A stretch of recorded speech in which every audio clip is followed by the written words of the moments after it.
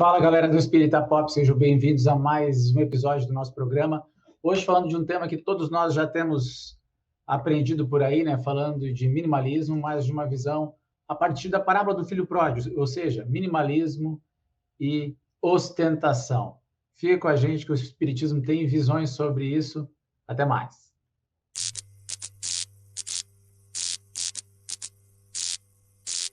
Daí, meus amigos do Espírita Pop, sejam bem-vindos aqui da Comunhão Espírita de Brasília, para toda a galáxia.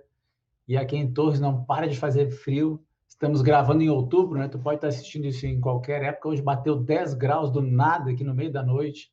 E a gente está aí tentando se aquecer. E agora já faz um calor, enfim, esses dias diferentões que estão fazendo aí.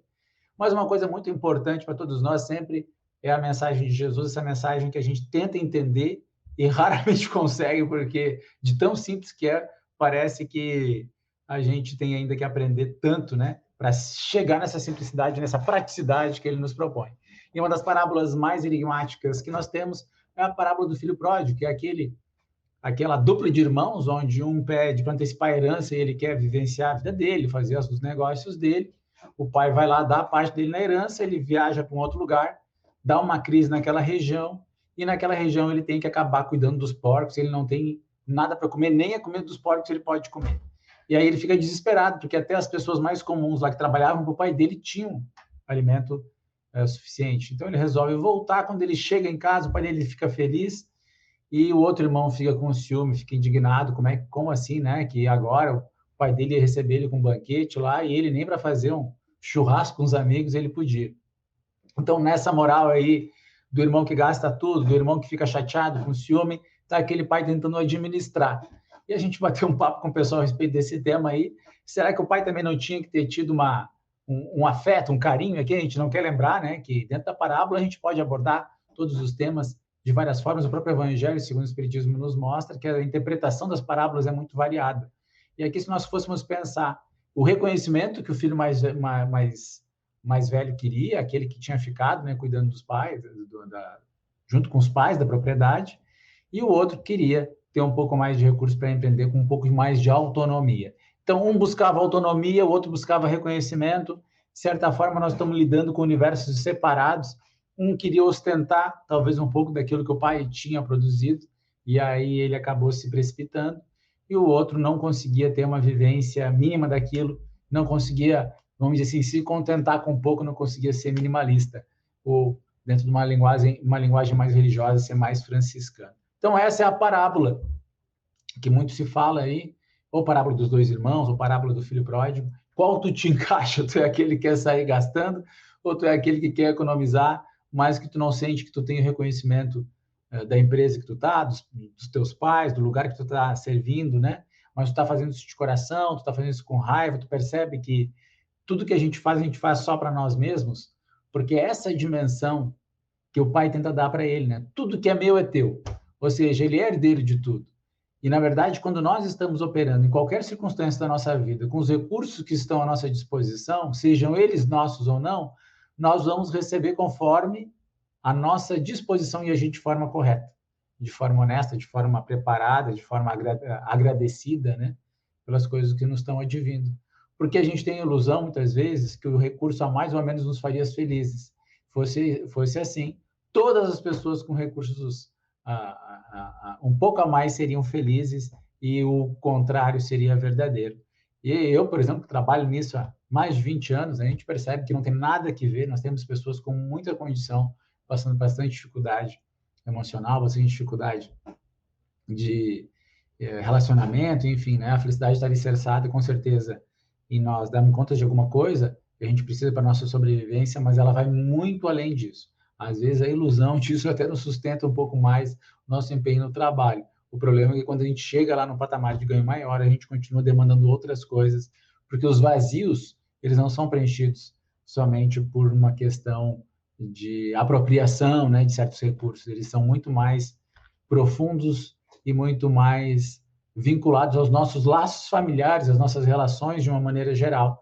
Por isso que essa parábola do filho pródigo, ela traz essa relação de família, né?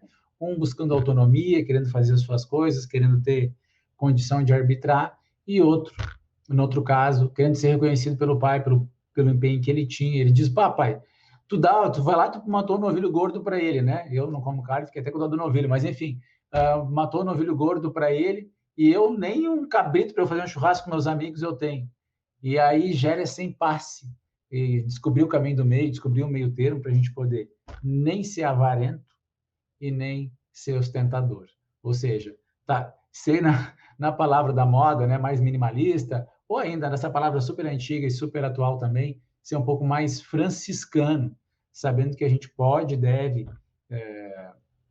utilizar os recursos que estão à nossa volta com parcimônia, mas também não deixar de ser alegre, não deixar de vivenciar experiências de alegria só porque a gente está ali obcecado, né, por juntar, por guardar, e a gente sabe que há momentos que a gente tem que ser mais cuidadoso, evidentemente, mas eu vejo, acho tão bonito, às vezes, quando a gente vê alguns vídeos rolando na internet, o pai lá vai preparar uma festinha de aniversário para a filha, super humilde, mas com muito amor, com muito carinho, né, com muita delicadeza, e com certeza, se nós fôssemos perguntar para os nossos pais aquilo que mais nos faltou ao longo da nossa jornada infantil, né, infanto-juvenil, eu acredito que boa parte de nós diria que a proporção das coisas que mais nos faltaram estão associadas ao afeto, à compreensão, né, ao diálogo, e aí a gente pode entender que isso não custa nada, né, gente? Carinho não custa nada.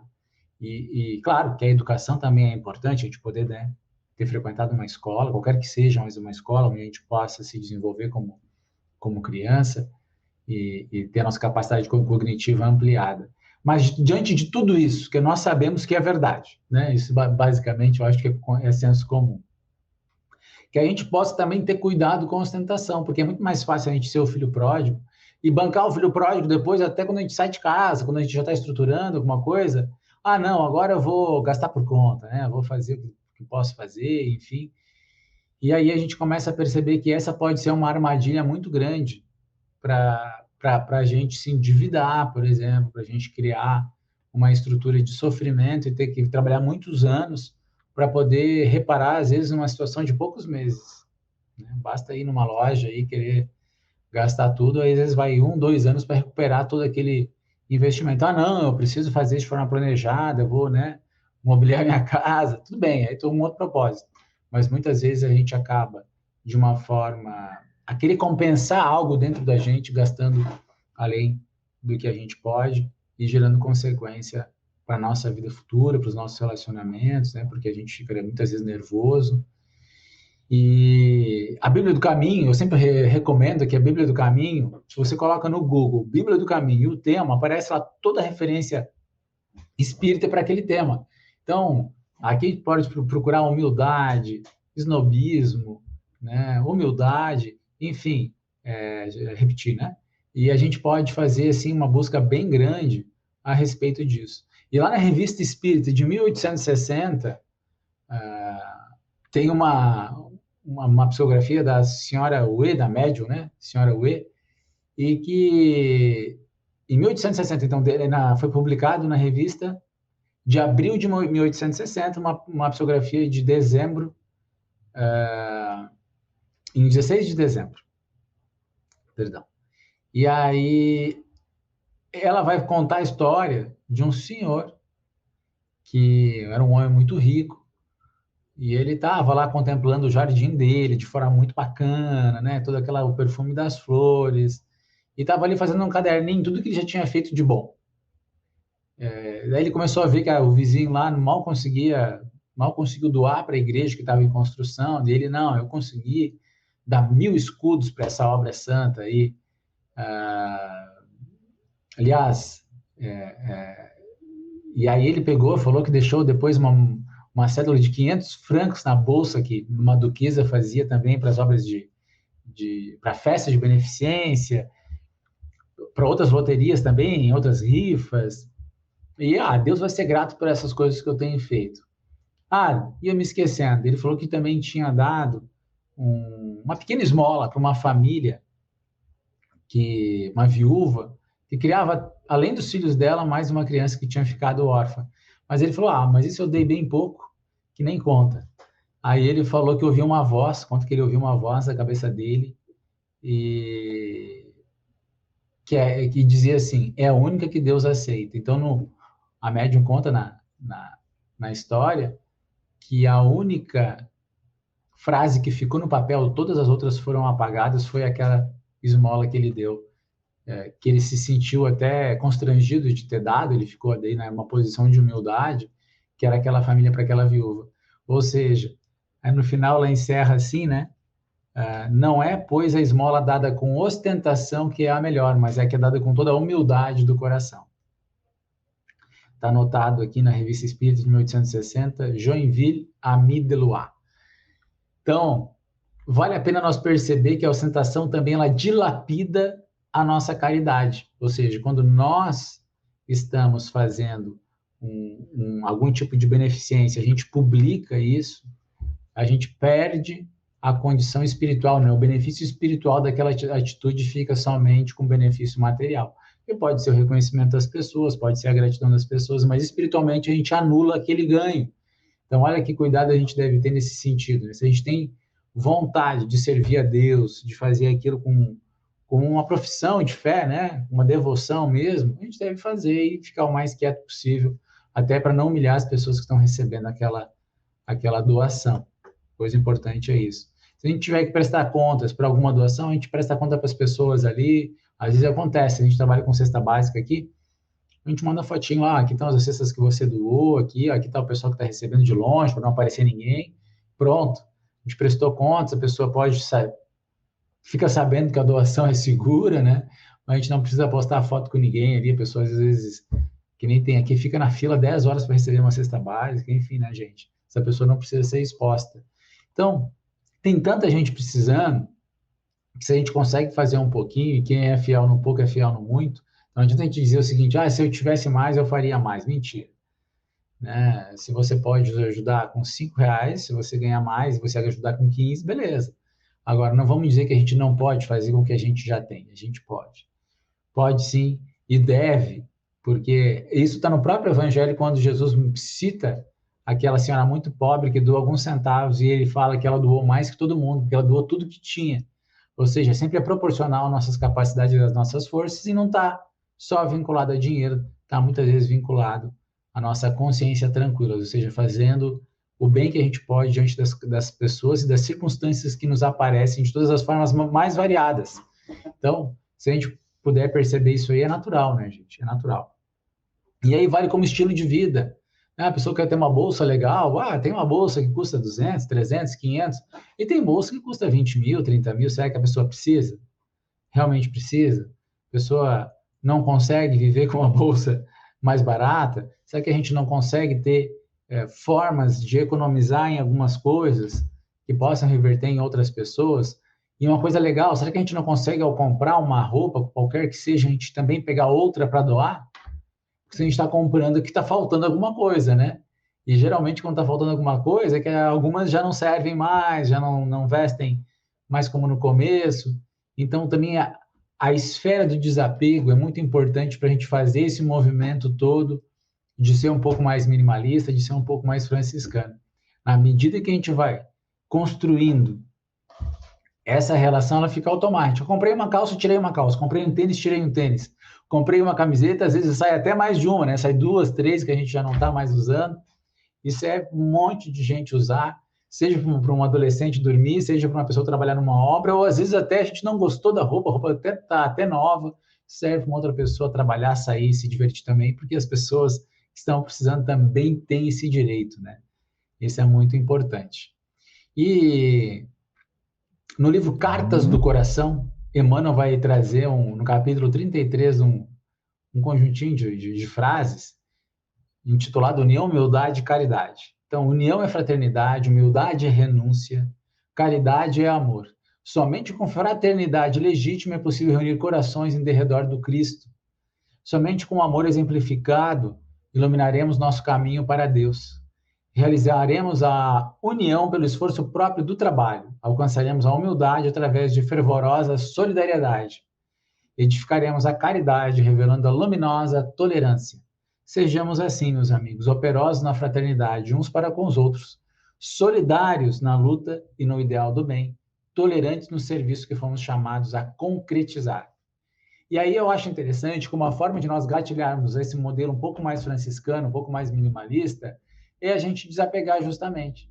É a gente conseguir fazer esse processo de solidariedade a partir das nossas próprias coisas, dos nossos hábitos.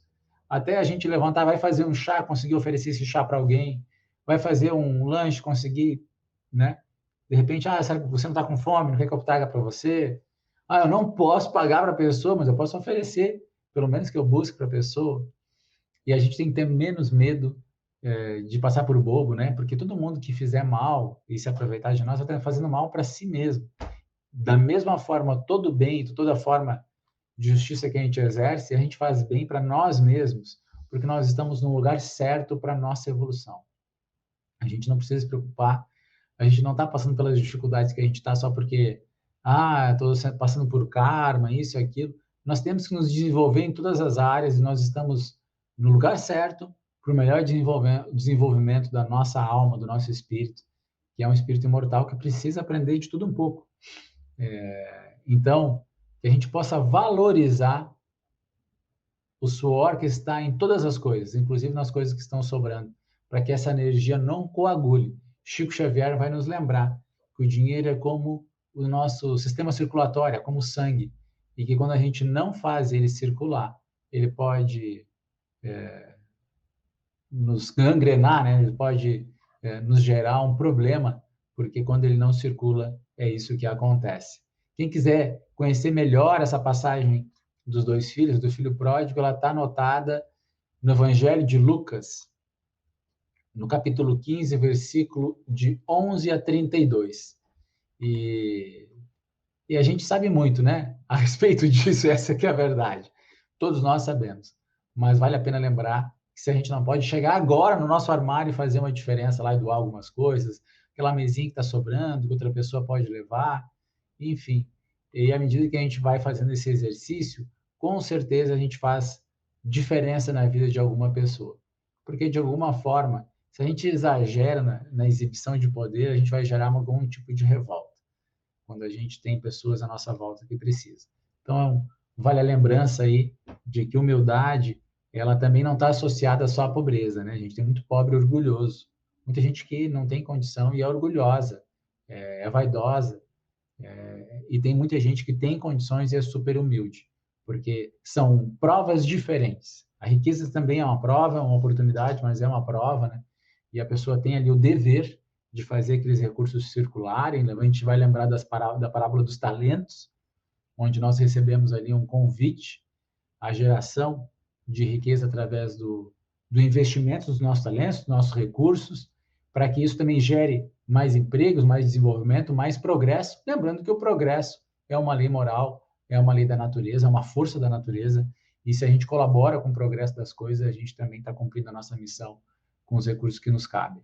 Agora, ostentar em cima disso, né? Se envaidecer em cima disso não está na conta, porque não vamos levar absolutamente nada, e se a gente puder fazer o maior bem possível aqui na Terra, a gente vai estar, de fato, construindo, assim como está lá na Revista Espírita, a verdadeira caridade, desde que ela seja feita com discrição, com humildade e, sobretudo, para quem mais precisa, para quem está mais desesperado. Então, já faz a tua lista de desapego aí, manda brasa, que tu vai estar ajudando algumas pessoas, com certeza. Beijo no coração, fique com Deus, até a próxima, até, tchau, tchau.